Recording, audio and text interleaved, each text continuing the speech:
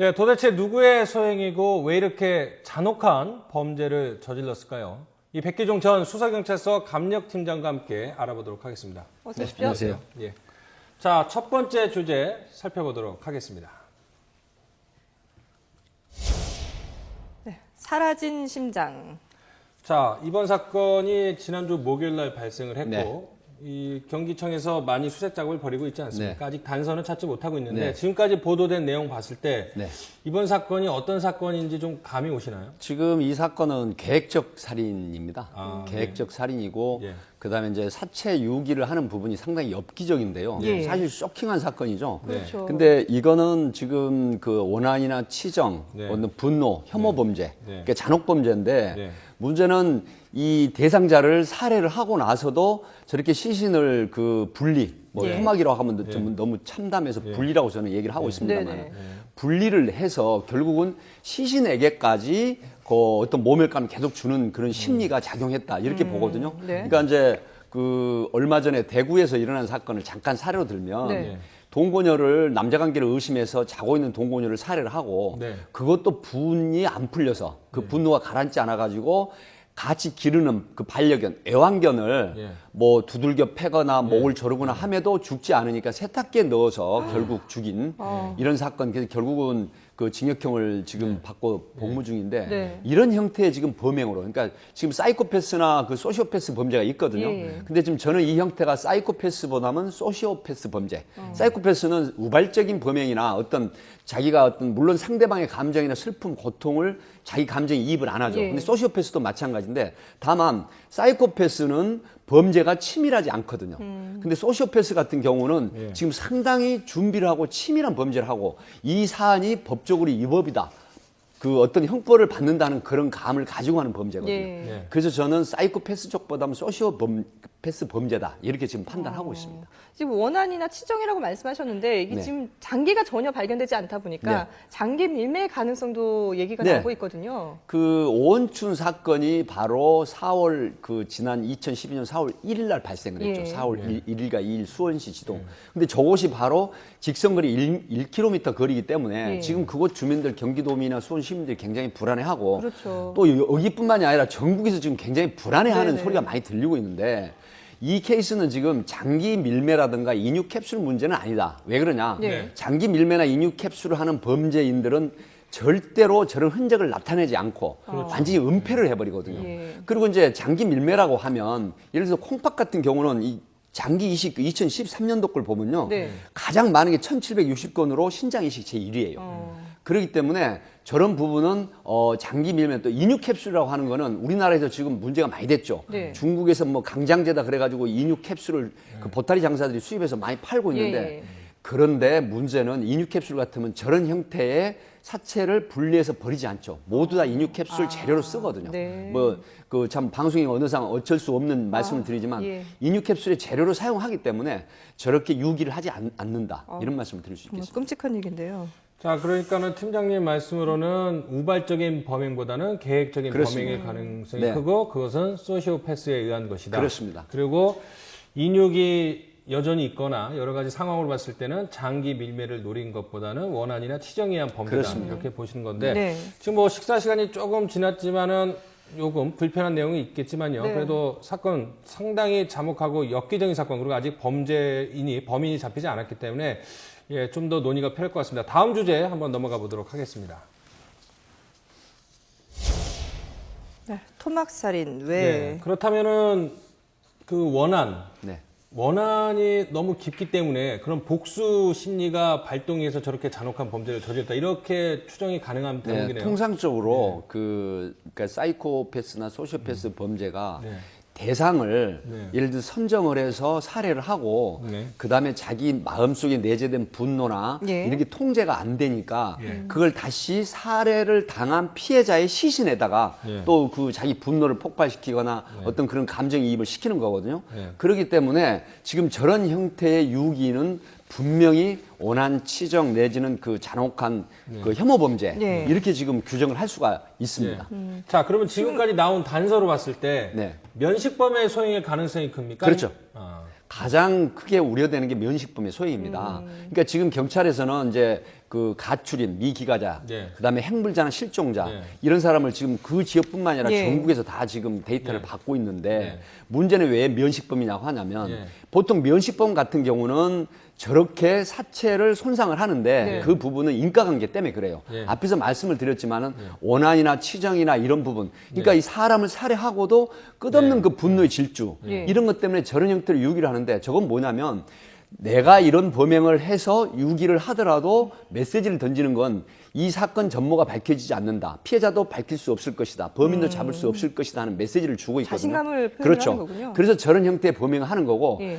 이 비대면, 그러니까 면식범이 아닌 경우에는 저런 형태의 범행을 잘 안 해요. 그러니까 만약에 우발적인 범행으로 사람을 살해를 하게 되면 네. 그 즉시 뭐 시신을 은폐를 시키거나 아니면 매장을 한다거나 또 다른 방법으로 저렇게 노출을 안 시키거든요. 그럼 범인이 저렇게 좀 등산로나 인적이 많은 곳에다가 버리지 않았습니까? 네. 시신 일부를. 그거는 이 사건이 드러나기를 원했다 이렇게 볼 수도 있다는 말씀이시죠? 아, 그건 아니고 자신감이죠. 그러니까 그 소시오패스적 기질, 내가 이런 범행을 했고 피해 시신을 이렇게 분리해서 유기했다 하더라도 예. 경찰이나 수사기관에서 나를 잡지 못해 하는 자신감. 그건 자기만의 생각이죠. 그런 자신감의 메시지를 던진 건데 네. 경찰에서는 지금 이제 리포트에서 나왔지만은 주말쯤에 국가수로부터 이제 데이터를 받거든요. 예. 그렇게 되면 이 예를 들어서 CCTV 그다음에 모든 그것을 통과하는 기지국에 관련된 그 통화 내역, 그다음에 자동차, 대중교통 이런 걸 특수 기법으로 다 모을 수가 있습니다. 예. 그래서 분명히 저 범인은 저기에 왔던 거거든요. 네. 하기 때문에 왔다는 건 반드시 밝혀지고 그렇게 되면은 결국 범인은 추적을 할 수가 있고 또 하나는 예를 들어서 말씀을 드렸지만 핵물자나 뭐 미기가자나 실종자 예. 이런 사람들의 또 데이터가 모아지면서 압축해 들어가기 때문에 지금까지 제 경험으로 봐서는 90% 이상 이 저렇게 시신 분리하는 그런 범행 이런 범행이 90% 이상 다 체포되고 검거됐다. 이런 데이터가 있습니다. 그렇고. 실제 현장에서 이런 일들이 좀 종종 일어나나요? 네, 있습니다. 제가 90년대 초반에 예. 32세 된 자기 여자친구를 살해를 하고 예. 그 문제는 퇴근을 할 때 술을 먹고 오니까 그 자기가 그 여자친구 회사에서부터 미행을 해요. 그래서 결국 다른 남자랑 술을 먹고 1시쯤에 귀가하는 걸 보고 네. 결국 살해를 해서 저렇게 시신을 하는데 저 때도 그런 중후범죄였죠. 굉장히 좋아하고 사랑했다는데 나중에 보면은 집착하고 스토커 기질이 있는 사람이에요. 예. 그래서 가장 조심해야 될 게 여성들이 스토커나 집착증이 있는 사람들을 조심해야 되거든요. 만약에 이런 케이스죠. 잠깐 사례를 들면 갑자기 집 앞에 예고 없이 나타나거나 회사에 오거나 아니면은 어떤 회사에 미팅이 있다고 하는데 꼬치꼬치 캐물으면서 누구를 만났느냐 그리고 전화를 검색을 해보자 라는 이거 또 한 가지 추가로 말씀을 드리면 자기가 어떤 잘못을 해놓고 폭력을 행사하거나 아니면 어떤 비난을 하고 눈물을 흘리면서 울어요. 그리고 자기 여자친구에게 울고 잘못을 빌죠. 근데 그런 행위가 3차, 4차 반복이 된다. 네. 이런 경우에는 저런 스토커 범죄, 결국 잔혹 범죄로 이어질 수 있는 그런 사례들이거든요. 그래서 모두가 그렇다는 건 아니지만 이런 애가 상당히 많이 존재한다 예. 하기 때문에 참고를 하시면 되겠습니다. 근데 지금 말씀을 계속 하시는 가운데 좀 이해가 안 되는 부분이 네. 시신을 완전히 잘 모르는 곳에 유기를 한다거나 이렇게 해야 되는데 분리를 하지 않았습니까? 네. 그래서 그 심리가 아까 말씀드린 뭐 자신감이다 뭐 이렇게 얘기를 했는데 네. 그 설명 갖고는 잘 이해가 좀 안 되는 아, 이제 이런 부분이에요. 거죠. 완전 범죄를 꿈꿔야 되는 게 맞지 그 않습니까? 소시오패는 사이코패스 범죄라는 건 물론 완전 범죄를 꿈꾸기도 하지만 지금 저거는 약간 변형된 스타일이죠. 그러니까 내가 상대방 원한이나 치정에 관련된 그다음에 정말로 보복을 하고 싶은 피해자를 살해하고 그다음에 그 사체에 대한 모멸감, 경멸감 이런 걸 주는 거거든요. 예. 그리고 앞에 말씀을 드렸지만 나는 잡히지 않는다 하는 자신감 이런 변형된 형태의 심리가 지금 작용을 하는 것이죠. 그래서 유기를 하는 건데 한 가지 예를 들어보겠습니다. 파주에서 네. 30대 여성이 채팅 앱 어플로 예. 50대 남성을 만나가지고 그 남성을 세 줄 톱으로 살해하고 세 줄 톱으로 시신 분리를 해요. 예. 그리고 그걸 가지고 자기가 거주하는 인천 쪽으로 와서 남동공단 일대 여러 곳에 그걸 버리거든요. 근데 이 여자가 체포가 돼가지고 조사를 받을 때 네. 굉장히 이상 현상을 보이죠. 그러니까 실실 웃으면서 나 커피 주세요, 담배 주세요. 그러니까 이런 심리가 뭐냐면은 그 피해자에 대한 어떤 그 슬픔, 고통, 동정심 이런 게 일치 없다는 것이죠. 예. 그래서 저런 현상도 바로 그런 맥락에서 나오는 심리입니다. 그럼 시신 유기 장소도 뭐 어떤 계획적으로 생각을 한 게 아니라 여기저기 그냥 우발적으로 버렸을 가능성도 있는 건가요? 지금 또 다른 장소에 저런 팔이나 목 다리가 나올 가능성이 있고 예. 아니면 일정 기간 동안 지금 은폐를 시켜놨다가 네. 또 출현시킬 수가 있거든요. 출몰하게 하는 그런 방법이 있는데 네. 문제는 상당히 병리현상적인 범행으로 보인다. 네. 그런 얘기죠. 예. 자, 그러면 마지막 주제 한번 살펴보도록 하겠습니다. 추가 범죄 가능성인데요. 이것이 무슨 연쇄 살인마나 사이코패스 같은 경우에는 추가 범죄 가능성이 있는데 말씀하신 대로 원한이나 소시오패스라면은 추가 범죄 가능성이 높지 그렇습니다. 않다라고 추가 범행 봐야겠죠? 가능성은 그렇게 높지 않거든요. 그러니까 우리가 유영철이나 정남규, 강호순이 뭐 정성현 이런 그 연쇄 살인범이나 아니면은 그 청소년들 그 범행을 예. 대상으로 한 사람들 예. 이런 형태를 보면은 예. 그 보통 무작위로 나하고 인과관계가 없는 사람들 살해를 했잖아요. 그렇죠. 근데 저런 케이스는 내가 상대방이 나에게 오는 원한이나 감정이나 보복 범죄를 했기 때문에 저 사람으로 그치고 추가적으로 일으킬 범행은 아니다. 지금 이런 판단을 하거든요. 예. 가족들이나 친구들을 대상으로 범행할 수는 없나요? 통상적으로 지금 가족을 상대로 한 범행일 가능성도 있죠. 하지만 지금 경찰에서는 데이터를 모으고 있고 그다음에 저런 신고를 받고 있거든요. 그리고 이 사건이 전국적으로 보도가 되고 굉장히 쇼킹한 거기 때문에 혹시 가족 중에 행불이나 실종, 미기가자가 장기적으로 있으면 아마 신고할 겁니다. 그렇게 되면 DNA 대조를 해서 그렇게 이제 밝혀낼 거기 때문에 네. 뭐 만약 그런 부분이 있으면 바로 수사본부나 인근 경찰서에 신고를 해주시면 도움이 될 걸로 그렇게 보고 있습니다. 그러니까 우리 팀장님 말씀은 면식범인 소행의 가능성도 있고 CCTV나 이런 행적 추적이 충분히 가능하기 때문에 언젠가는 네. 잡힐 가능성이 크다. 아, 거의 저는 지금까지 사례로 보면 데이터로 보면 90% 이상 거의 90%. 예. 체포가 되기 때문에 예. 이 부분에 대해서는 너무 불안해하지 마시고 다만 한 가지 당부를 드리면 네. 특히 여성이 지금 저분이 여성으로 지금 밝혀졌잖아요. 그렇죠. 예. 여성이 혼자 자기 관리를 해야 되거든요.